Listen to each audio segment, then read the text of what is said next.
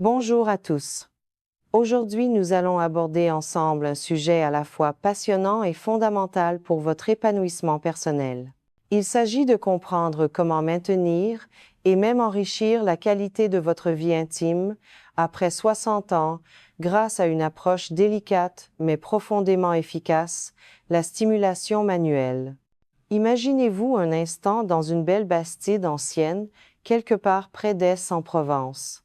La lumière tamisée des bougies danse sur les murs de pierre, un léger parfum de lavande flotte dans l'air, et vous partagez un moment de complicité absolue avec votre partenaire.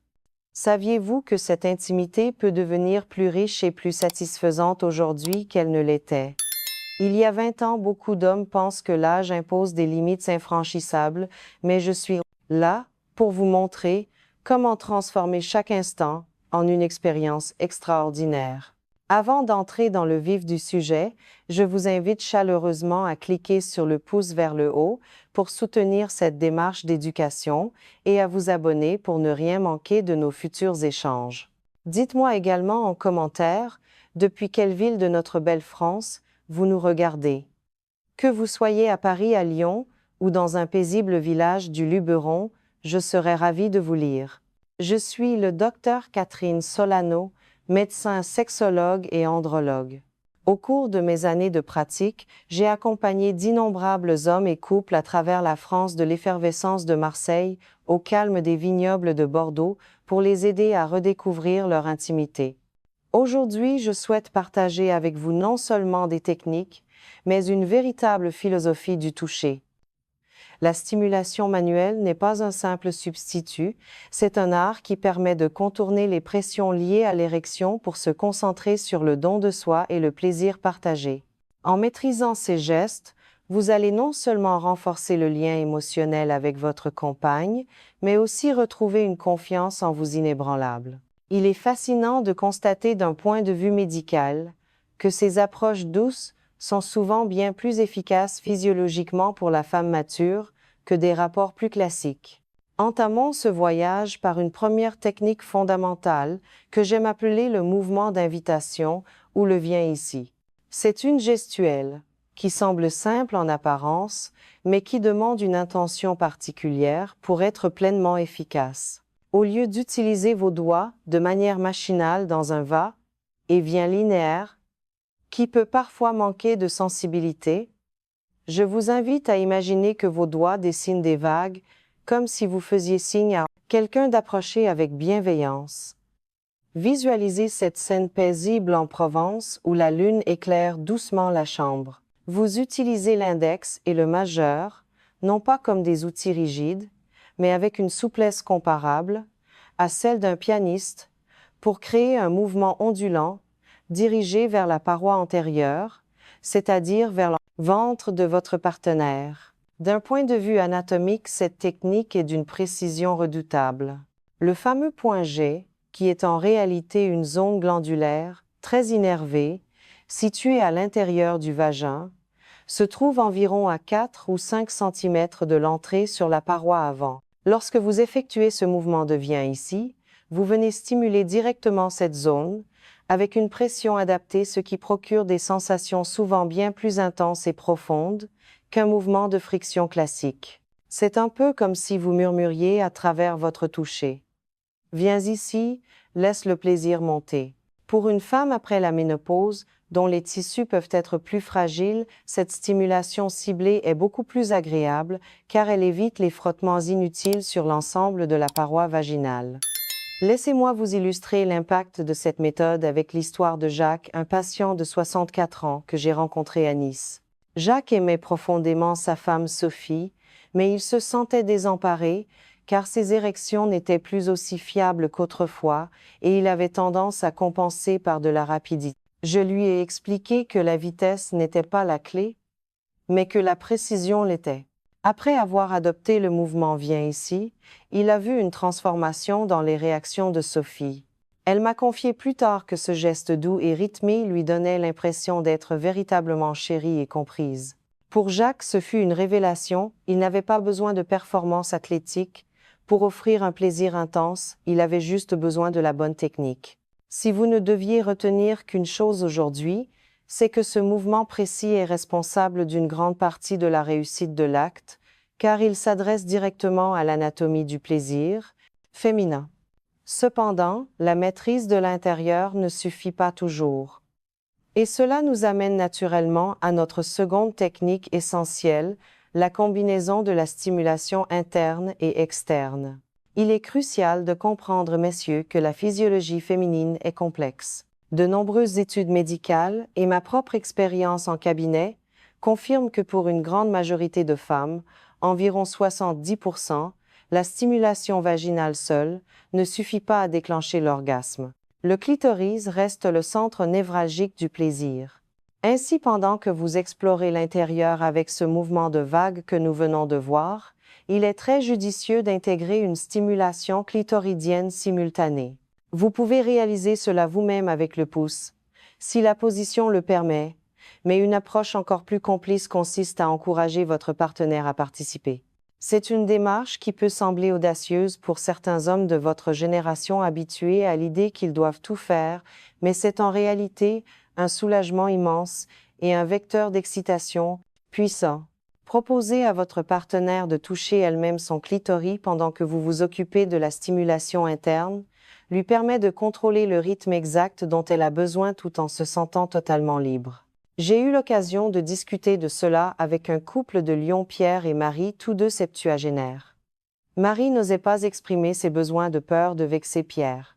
Lorsque Pierre, sur mes conseils, lui a murmuré « Chérie, veux-tu te toucher ici ?» pendant que je continue cela à briser un tabou. Marie s'est sentie respectée actrice de son plaisir, et Pierre a ressenti une fierté immense en voyant l'intensité de la réaction de sa femme. Imaginez-vous à nouveau dans cette maison à Avignon peu, être avec une mélodie douce d'Édith Piaf en fond sonore. Vous commencez par le mouvement interne pour éveiller les sens, puis vous introduisez cette double stimulation. Cette combinaison crée un effet de synergie physiologique.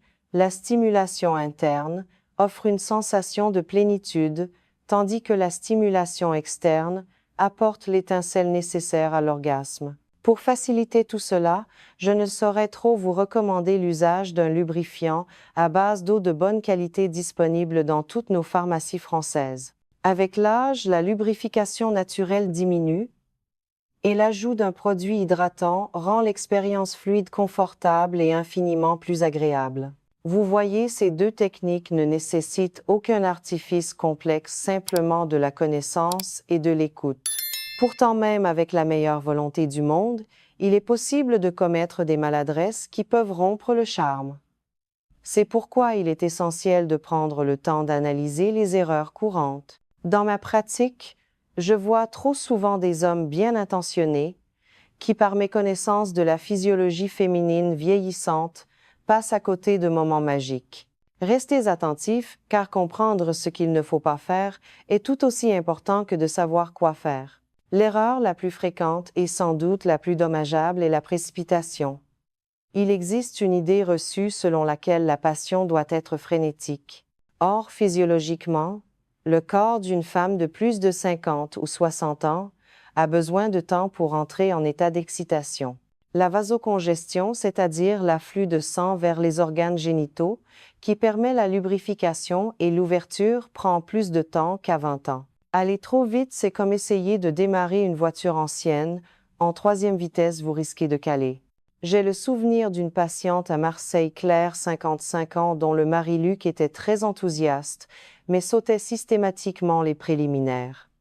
Claire finissait par se sentir frustrée, voire douloureuse. La science nous apprend qu'un temps de préliminaire prolongé de 10 à 15 minutes augmente considérablement les chances de plaisir partagé. Prenez votre temps. Caressez les zones érogènes souvent oubliées comme l'intérieur des cuisses, la nuque ou le bas du dos. Laissez l'excitation monter doucement. Voyez cela comme la dégustation d'un grand cru de Bordeaux. On le laisse respirer, on l'observe, on le sent avant de le goûter. La patience est votre meilleur allié. Elle permet non seulement au corps de votre partenaire de se préparer, mais elle vous permet aussi à vous de vous détendre et de profiter de l'instant sans anxiété de performance. Une autre erreur majeure concerne la profondeur de la stimulation. Il existe un mythe tenace selon lequel plus c'est profond, mieux c'est. C'est physiologiquement faux et potentiellement désagréable. Comme je l'ai mentionné, le point G se situe juste à l'entrée à quelques centimètres. Aller trop loin, c'est risquer de heurter le col de l'utérus. Chez de nombreuses femmes, surtout après la ménopause, où l'utérus peut légèrement s'atrophier ou descendre, le choc contre le col est douloureux et peut provoquer une sensation de malaise profond, semblable à une crampe menstruelle. Je conseille toujours à mes patients de limiter leur exploration à cette zone d'entrée. J'ai guidé un couple à Nice, Jeanne et Marc, sur ce point précis. Marc pensait bien faire en allant chercher loin, mais Jeanne serrait les dents en silence. En comprenant qu'il devait rester superficiel et viser la paroi avant, Marc a totalement changé la dynamique de leur rapport. Jeanne a pu se détendre, n'ayant plus peur de la douleur, et s'abandonner au plaisir. La douceur et la localisation précise valent mieux que la profondeur. Cela nous conduit à la troisième erreur, le manque de souplesse ou la rigidité de la main. Vos doigts ne doivent pas être des pistons mécaniques. La stimulation manuelle offre une liberté que la pénétration classique ne permet pas toujours, celle de la variation. Ne vous contentez pas d'un mouvement répétitif qui deviendrait vite lassant ou irritant. Utilisez la mobilité de votre poignet et de vos phalanges. Soyez créatifs. J'ai vu des couples transformer leur vie intime simplement en variant les pressions. Parfois une caresse effleurée, parfois une pression plus ferme. Imaginez que vos doigts sont des pinceaux et que vous peignez une toile impressionniste. Chaque touche compte. Paul, un patient de Lyon, a découvert qu'en alternant des rythmes lents et rapides, légers et appuyés, il maintenait l'attention sensorielle de sa femme. Élise, en éveil constant. La quatrième erreur est capitale: oublier le clitoris. Je ne le répéterai jamais assez en tant que médecin. Se concentrer uniquement sur le vagin en ignorant le clitoris, c'est comme essayer de jouer une symphonie en n'utilisant que la moitié des instruments. Le clitoris est l'organe du plaisir par excellence. Il ne faut jamais le négliger. Si vous sentez que votre partenaire a du mal à atteindre le sommet, c'est souvent parce que cette petite zone a été oubliée dans le feu de l'action. Que ce soit vous qui le stimuliez ou elle, sa présence dans l'acte est souvent la condition sine qua non de l'orgasme. Une patiente d'Avignon, Sophie, m'a raconté comment son mari Antoine avait allumé la lumière dans une pièce sombre le jour où il a systématiquement intégré le clitoris dans leurs jeux amoureux. Enfin, la cinquième erreur, et c'est peu être la plus insidieuse, car elle est silencieuse: l'absence de communication. Après des décennies de vie commune, on pense connaître l'autre par cœur. C'est une illusion. Les corps changent, les sensibilités évoluent. Ce qui plaisait à votre femme il y a 10 ans peut l'agacer aujourd'hui. Ne pas demander, ne pas vérifier, c'est naviguer à l'aveugle. La communication ne tue pas le romantisme, bien au contraire, elle le nourrit. Osez poser des questions simples. Est-ce que tu aimes ça plus fort ou plus doucement? J'ai vu un couple, Claire et Julien, retrouver une seconde jeunesse simplement en brisant le silence. Julien a appris à demander ce qui faisait du bien à Claire, et Claire s'est sentie enfin écoutée, ce qui a considérablement renforcé leur intimité. Les études montrent clairement que les couples qui verbalisent leurs sensations ont une satisfaction sexuelle bien supérieure.